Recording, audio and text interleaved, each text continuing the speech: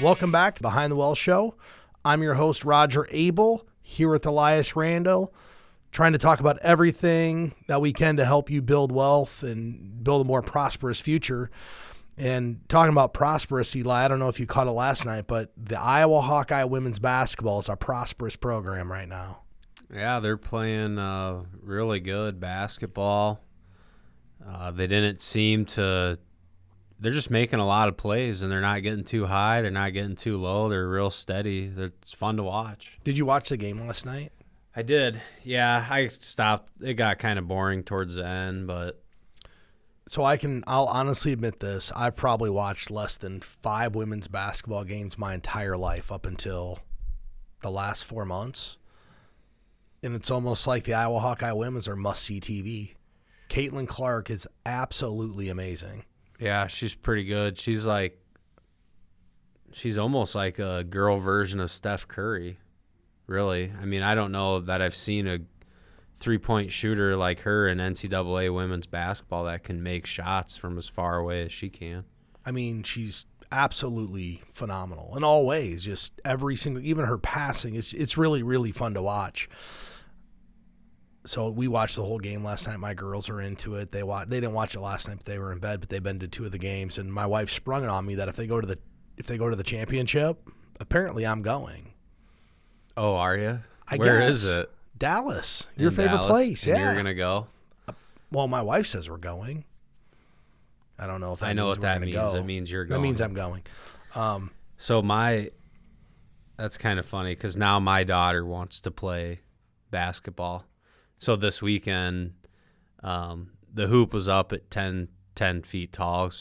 I obviously don't go out and shoot hoops, and my oldest is 8, so she hasn't really taken an interest in basketball, but she wants to shoot baskets now because we've been watching the girls' basketball team. So I lowered the hoop to I put it at 8 feet for her because she's only 8 years old. So, but she's playing. She's ready to play ball now. So it's kind of cool to see. My 7-year-old wants nothing to do with basketball. She likes to watch it. She likes to go to the games. My 3-year-old been asking me to get a hoop. She goes, "Dad, we need one of those hoops for me to throw this ball through." I got an extra one at the house you can have. Is it like on like wheels? An inside? Yeah, it's like an inside little It's not like toy a one. Fisher Price one is. I already threw the Fisher Price one away. It's a little sturdier than that. Yeah, I found one that's like you can roll it in and out, but it has like a base you can fill with water or sand. It goes to like 6 feet up to I think maybe 8 or 9 feet. It doesn't go 10. Yeah, but I thought that's a little more heavy duty. I thought you just meant like in the basement, something that she can shoot at. You see my girls, right? They're going to be dunking. No, I'm joking. Okay. Well, with that said, let's kick the show off. And today I thought it'd be good to talk about what's some good financial advice for every generation out there, whether you're 16 years old and getting your first job, whether you're 75, which I highly doubt there's many 75-year-olds listening to my podcast. But that said, I think there's one little bit of advice we can offer to each generation. And when I think of Gen Z, which is, individuals born from 1997 to 2012, 11 to 26 years old, I think you're probably going to agree with me, but I think one of the wisest decisions you can help them make or they can make for themselves is to get started on a tax-free retirement, which is really revolving around a Roth IRA. And one of the things that we've talked to more and more individuals about, and many families don't even know this exists, is you can do a custodial Roth IRA for your kids who have a job. A lot of kids have a job at Hy-Vee or detasseling or all those different things in the summer that someone could do. That makes them eligible for a Roth IRA. It does, and it is a good idea. The custodial Roth, sometimes I wonder why more people don't do it, or how would you say that? I wonder why more people, don't do it, or they should do it, so I think more people should do it. I know why. Wow, that was a really complicated way to say what I was getting at there, but... I know why, Elias, I know why people don't do it. Probably just don't know about it. We don't talk about it. Yeah. We do a poor job of educating our clients who have kids about what are the options to get their kids started. I'd be interested if you went out and, found a 15-year-old and someone who worked from 15 to 18 at Hy-Vee, and they put $3,000 in for 3 or 4 years, what that would grow to over, let's just call it 50 years until they actually retire. It'd be amazing. And you're getting people started off on the right foot per se. Mm-hmm. You're getting them going at an early age. You're teaching them all the important lessons, and it can be automatic for those kids too. And we talk about how to make a investment plan repeatable, how to make it easy, make it systematic, and make it all the time. Well, you can do that for a Roth IRA. Your kid could make $3,000 and put $50 a month away. Yeah, oh, absolutely. So I actually have a friend whose parents, they're savvy, good with their money. He started working at 16, and his dad said, whatever you make, you're going to put in your Roth IRA account. And he's my age, so right around 35 now. And you can imagine how this would go when you're 16. Like, you just think, oh, my parents are so lame. They're making me save my money. I want to spend it. And that's how he felt, too, at the time. But now, 35 years old and been putting maximum contribution in a Roth IRA since 16 years old, he's probably pretty happy that that his parents guided him that way and said, hey, this is what you should do. And you're not, like, when you're 16, you're not going without, right? His folks were giving him spending money and stuff to have fun. Just wanted to teach him a lesson about being responsible. But I don't know anyone who, if you started real young like that, how that would be a bad thing for you to do. Or would you ever regret doing that? Probably not. It's probably going to be a beneficial move. Well, I mean, so we're only thinking about it for retirement. Arguably, the cost basis in that the cost basis in that Roth IRA, you can pull that out for a first-time home purchase. You need a down payment on a house. There's options to do with it. You know, there's some flexibility to that Roth IRA because it's after-tax dollars, but I think it's just like step one of getting kids on the right track. We've talked about this before, that most kids in America get started on the wrong financial track coming out of high school because the first thing we tell them is to go in debt to go to college. So instead of starting on the wrong track, we get them on the right track to start with, and they start seeing how money can work for them versus how money always works against them. And that kind of leads us to the next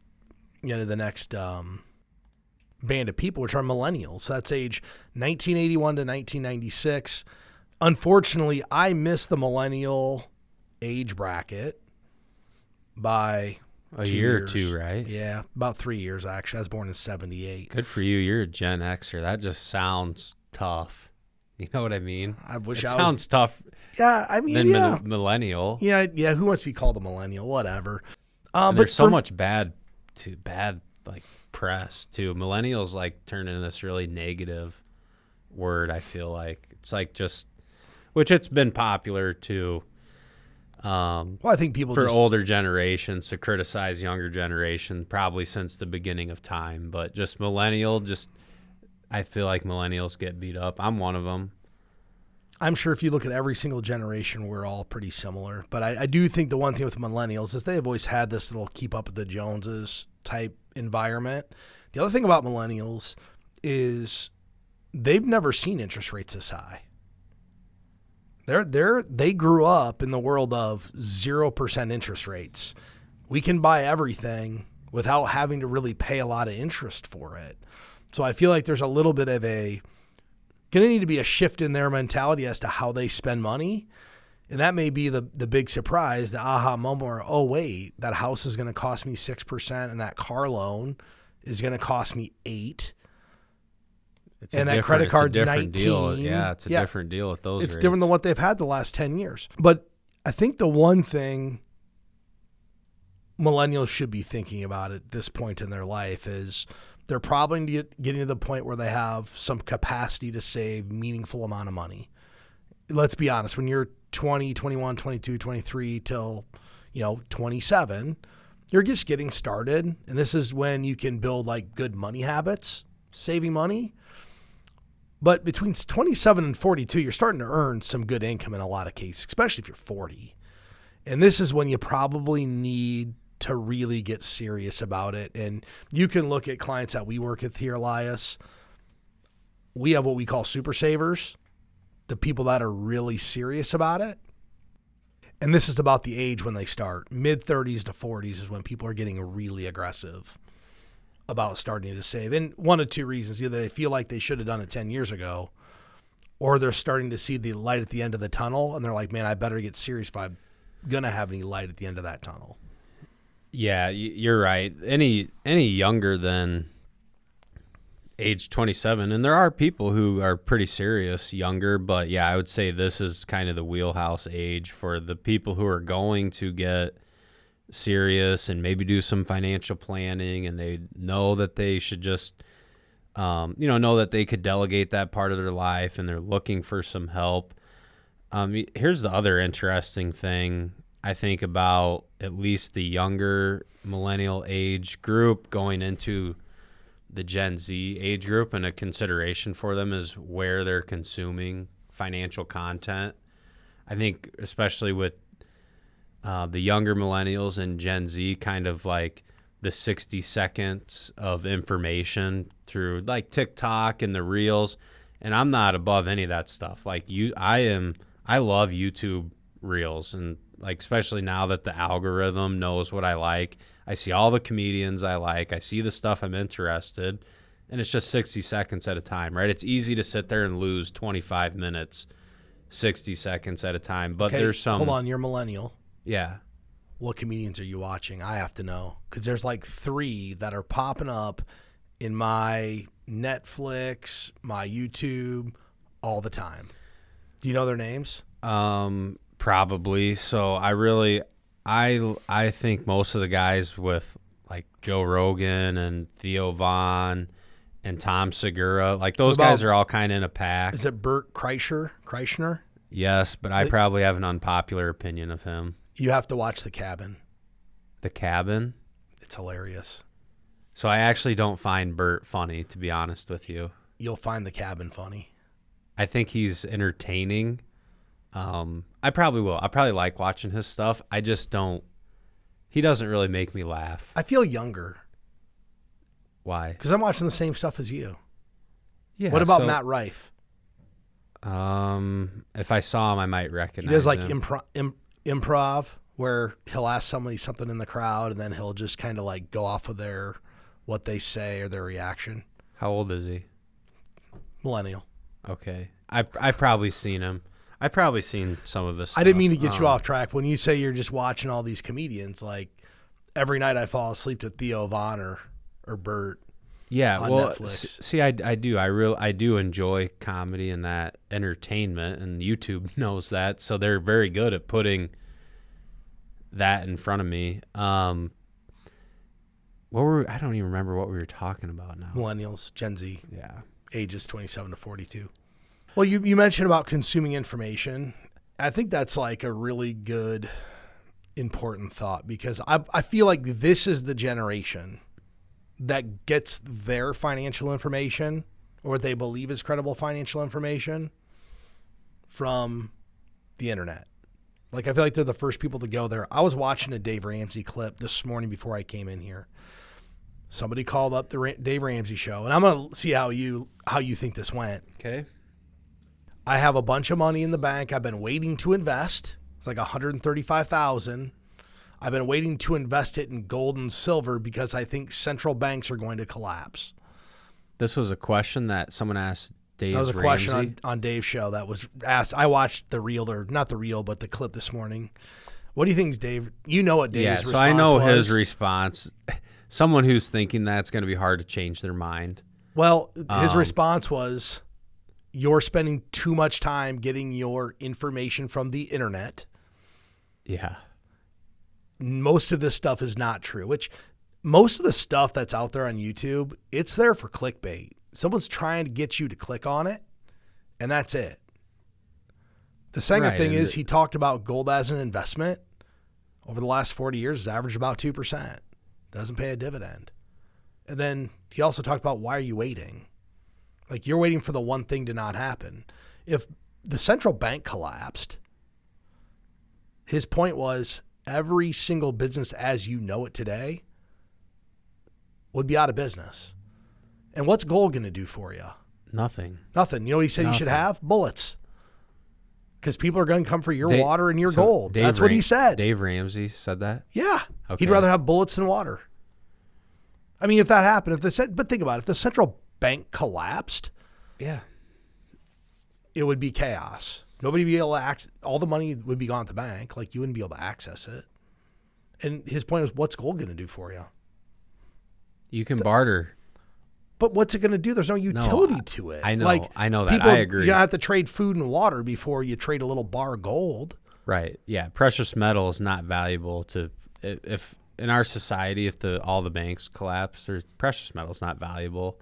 It's to anyone. Not valuable. I mean, if you have to eat. maybe things that can are applicable to like electricity and things like that potentially. But if I have a limited supply of like food, I'm not trading my food for a little coin. No. I'm going to keep my food. You're going to need your bow and your arrow to get more food. And you're going to need to get some food. And guess I'll barter with my food. Whatever else you need. Yeah, well, that's what I'm saying. Water, but shelter, whatever it takes. The whole point of it was his first reaction response to this was, you're spending too much time consuming your financial information from the internet. And I understand we're on the internet. We're not here to get people to like clickbait this. Trying to give people reasonable information. And we've talked for years in this office about having a media filter. Filter out where you're getting your information. What's good information, what's bad information. And unfortunately, like TikTok Reels and all the other, social media places, there's some good information, but a lot of it is just people trying to get clicks and views and get you to watch what they're putting out there. The thing you got to remember, you have to have a certain amount of knowledge to even start filtering out the good and the bad, right? Especially with finance. If you watch a TikTok, like I know we reacted to a TikTok on our show one time where you could start with $100 and then through this person's trading strategy in 1 year have $1 million. Like things like that just sound ridiculous. They probably are. It's probably not possible. It probably can't be done. But I think if you're moving into this time of your life where you do feel it's time to get more serious, a media filter could be something. Start deciding where you're going to get your financial content and stick with that, and don't maybe always fall for the sensational headlines. And even, I spend a lot of time, I watch CNBC for a lot of my financial news, and even their programs, like when you were watching theirs, you feel like, oh my gosh, all the banks are going to go out of business. Well, there's a reason they're driving those feelings. They need you to come back and watch again. That doesn't mean that it's true. That doesn't mean it's going to happen, but they can't just deliver news like vanilla ice cream, right? They got to spice it up and make it exciting so you turn the program on tomorrow again and they can get their ratings. So one of the things we could do for millennials, I think, is give them like 4 really easy things to do that has nothing to do with trying to outthink this, trying to, get the next quick hit off YouTube or find the next hot stock. Just be really boring. Sometimes boring is just the best option. So the first thing I think if you're a millennial you should be thinking about is saving shouldn't be a choice. I think for a lot of millennials that I know, saving is kind of like an afterthought. It's like, hey, I'm going to live now, FOMO, fear of missing out, all these different things, and they've let savings be a choice. At this age of your life, it's not a choice. This is your chance to get ahead. So don't let it be a choice. And the first way you can do that is take advantage of your employer match. Most employers out there that have a retirement plan offer a match. When somebody tells me they're not getting their employer match, the first thing I like to tell them, you're not getting paid your full amount. Yeah, when you don't take the match. They say, well, what do you mean? Yeah, I am. I get paid $22 an hour. I'm like, no, actually, you get paid $23 an hour because if there's an employer match of 5%, the employer's planning on you getting the match when they build your compensation package. Yes. Most people want to get paid all the money they're entitled to get paid. We need to get our employer match. Yes, you do. Free money. If you cut coupons, if you use a Hy-Vee fuel saver, if you do any of this stuff and you don't get your employer match, shame on you. Yeah. Easiest thing you can do. And purely just from the number side of it, if they match you 3% for putting in 3, for example, you just got a 100% return. You got free money. It's arguably the best investment you can make. It's a guaranteed 100% return. Right. And there's nothing else out there guaranteed like that. So it has nothing to do with investments or taxes or any of this complicated stuff. It's just, you give 3% of your pay, it's $100. We're going to give you $100.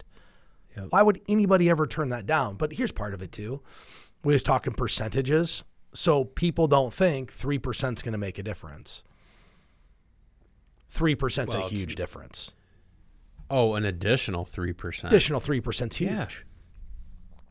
Yeah, and I think in addition to those couple strategies, I think saving your raise and not spending all of it on lifestyle, and I want to kind of clarify a little bit. I think you should give your retirement a raise annually, and you should increase your lifestyle a little bit too, because you should be like, especially, I tell people all the time.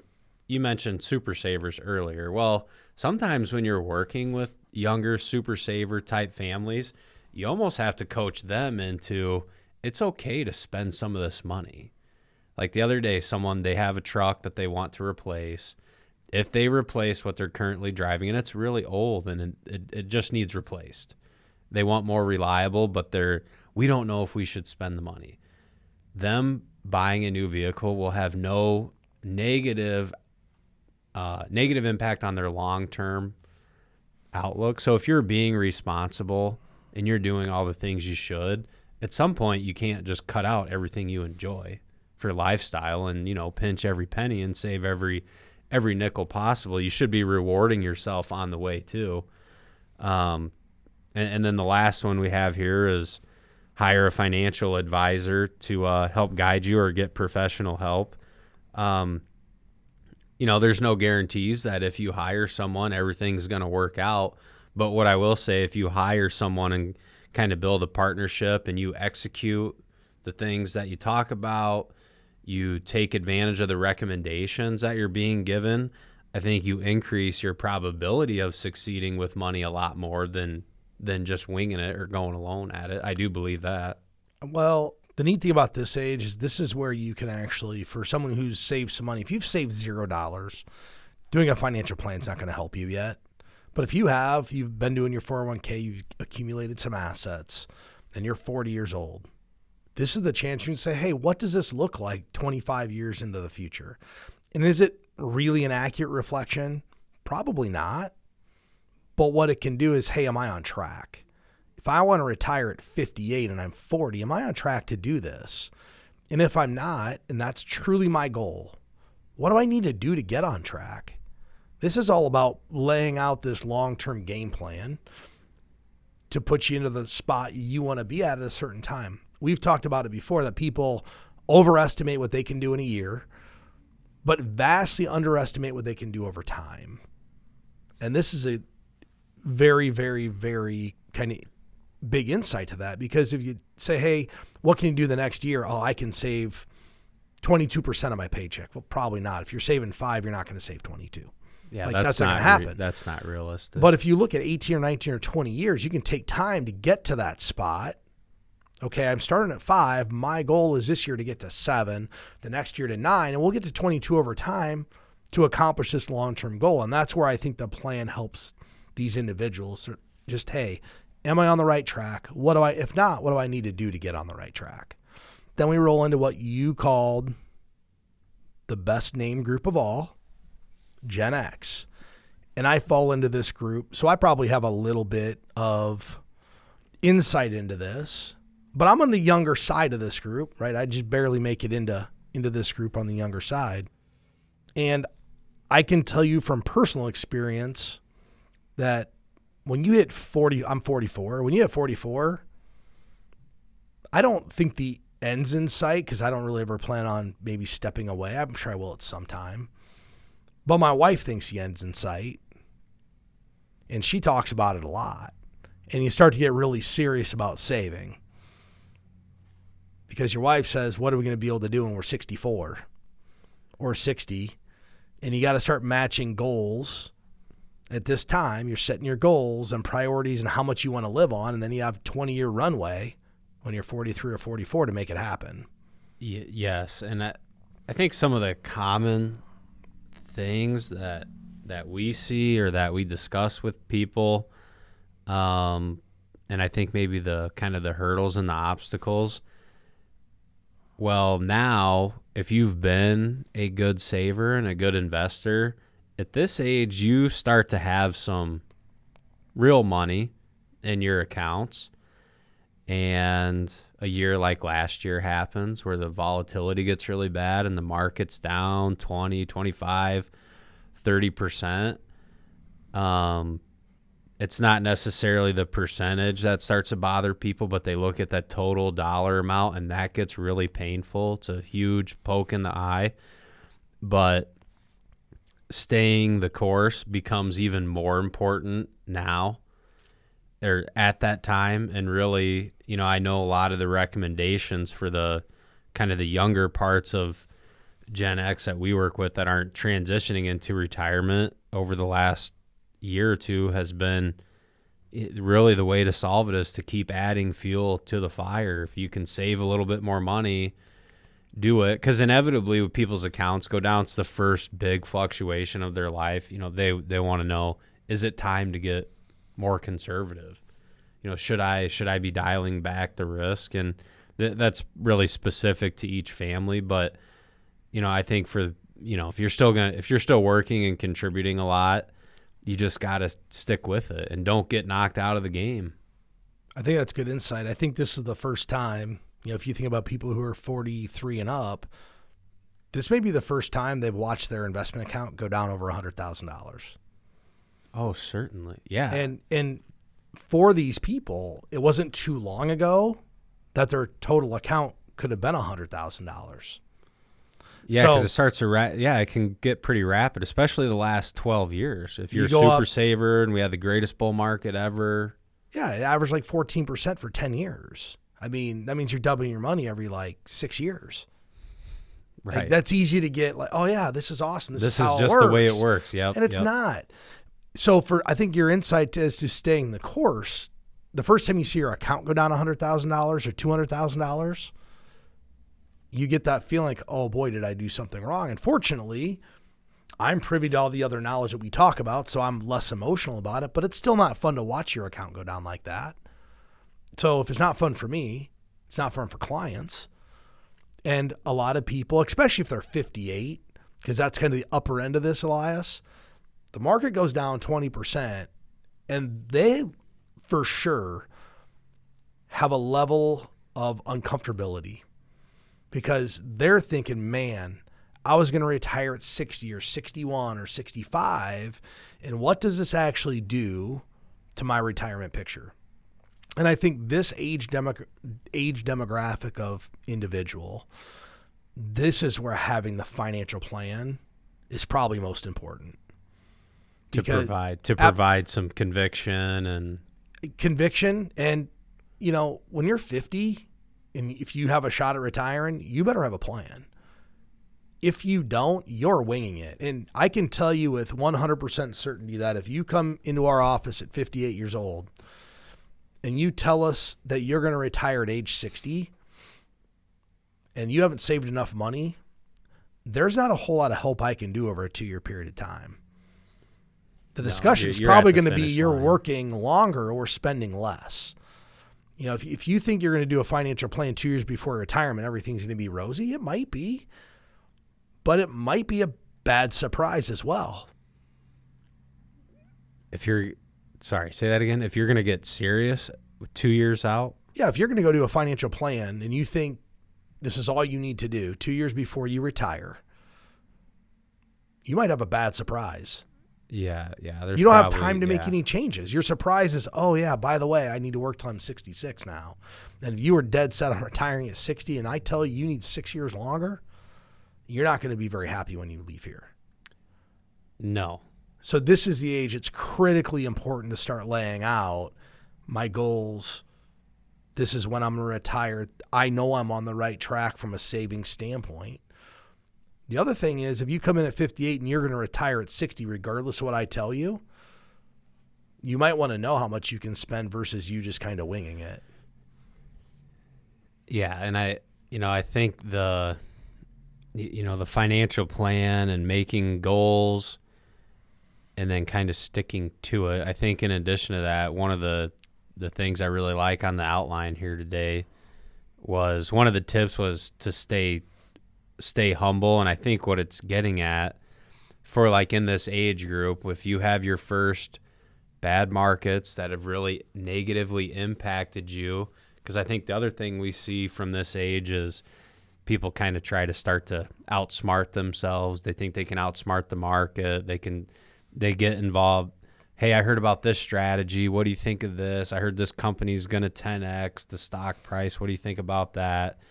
And I like one of the lines in here. Even if you think you have a winning strategy, the market may still prove you wrong. And I think that's something where you can learn that. You can learn those lessons the hard way. And, at this point, you could ultimately you could make some things that maybe on paper, you could implement some things that maybe on paper, you feel better about and they're more conservative, but there could be a lot of opportunity cost there. And if you're really, if you're kind of sticking with good guidance and controlling the things you can control, because in investing, you can't control market fluctuations, right? That's outside of the things you can control. But if you know why you're investing, you've established some goals other than I want to make the highest return possible. Like you have some lifestyle goals, and I know that this money is going to provide this someday. If I stick with the asset allocation I've determined is appropriate for me, I know all these things are going to work out. And I think that stops people from kind of stubbing their own toe, or as this outline has it put, just staying humble throughout the process. And as we wrap that up, we roll into baby boomers. And the first thing and baby boomers are 1946 to 1964, 59 to 77. And I think you're going to agree with me on this. This is probably the most important thing a baby boomer can do is put together a spending plan. You need to have a distribution strategy going into retirement and through retirement. And last year brought to light 100% why you need a distribution plan. If you didn't have one, you're feeling some level of angst and anxiety because you've been selling investments that have lost money. We've had the Premier bucket strategy for as long as I can remember. Very simple. It's a cash bucket with 1 to 2 years of cash, an income bucket, investments producing income, and a growth bucket, buckets designed to grow. And for a long time, people didn't like having that much cash because it paid zero and, cash was trash. Well, you don't like it until all of a sudden you like it then. Until you didn't have to sell a stock investment. Yeah. That was down 20% to pay for your lifestyle. So the number one most important thing you can do as a baby boomer going into retirement is get a distribution plan. If you need help getting one, you can go to btwellshow.com. We'd be happy to help you put one together. But to do it, you're going to have to do a little bit of homework. You're going to have to figure out what are the living expenses when I'm in retirement. What's the fun expenses in retirement? How long do those last? We'll talk about retirement in different phases a lot of times, and there's really 3 main phases of retirement. There's the go-go phase. That's when, we retired. All the stuff we haven't done for the last 30 years because we didn't have time, we get to go do. For some people, it's traveling. Some people, it's going to all their grandkids' sporting events, golfing every day, fishing, whatever it could be. This phase is arguably one of the most expensive phases. and I want people listening to the show to think about this. If you retired tomorrow and now you have an extra 40 hours a week that you're not working, you have an extra 40 hours a week, what's going to happen? You're spending more whether you like it or not, because you're going to go to coffees with your buddies a couple times a week. Your friend might call you up to go to lunch. You might go to happy hour. You might golf twice a week instead of one time a week. It's going to be more money, but it's not going to last forever. Arguably, I don't know how many good years everybody has, but I bet you went and polled most people and said, hey, when did you start spending less in retirement? It's probably like 73, 74, 75, 76. And it's not really because they intentionally did that. It probably has more to do with my energy level's not the same as it was at 63 years old. And that's the next phase, and that's the phase we call the slow go phase. We can still do this stuff, we're just starting to slow down. We're not meeting our friends every Friday night for happy hour. We might still be eating coffee a couple times a week, but we're not golfing 4 rounds a week. Might be 1, just generally slowing down. Right. And I guess when it comes to income, the question is a lot of times, what do you want for this money? You just want the money, or do you want the lifestyle that it can provide? I think most people, that's what they're looking for. They save the money so they could retire and maintain the lifestyle that they've always had. Here's where people make a problem. Here's where people run into problems, Elias. They don't want to spend more money, so they're not going to plan on spending more money, even though they will. Yeah, they're typically going to spend more. Great example. Yeah. You look at my budget. I'll just use myself. Do you think I budgeted in going to the NCAA Women's Finals Championship if the Hawkeyes get there? No. Well, how many people are going to do that in retirement? Oh, we have to go. We haven't been here since 1993. If they go, it's our only chance probably to ever see them win a championship. Yeah, your family's not the only one. Well, they're all saying the same thing. Yeah, they're all saying the moment wanting to plan that. Well, because arguably this might be the only championship we got a chance at as a Hawkeye fan. But that's a different tangent. That's a sad reality. But let that sink in. People didn't plan that in their budget. And then what happens? Well, you don't want to miss out on that. You don't want to miss out on that. But people need to think about it. Do you have desires? What's your slush fund? They got to plan that in the spending plan. And then finally we slide into what's called the silent generation. This is age 78 to 95. And I'm going to call this the no-go phase. And what I mean by that is this is potentially one of the most expensive parts of retirement, because this is where you run the risk of utilizing in-home health care, assisted living, nursing home care. And this is where you want to make sure your estate's in order before we get there. I can't tell you, I should say, how many people I can count that wish they would have bought a long-term care insurance policy or a life long-term care insurance policy or something. So when the time came that they needed care, they didn't have to spend their own money. Nobody wants to buy it. Nobody wants to pay for it. But guess what they hate doing worse? Spending $11,000 a month out of their investment portfolio to pay for this stuff. Yeah, it's at least something to consider. And here's what the question always is, or the comment. It's not even a question, the comment. I bet it's too late to get any nursing home insurance. Yep, that ship sailed 10 years ago or 15 years ago. But everybody wants it when they need it. And then it's this mad rush.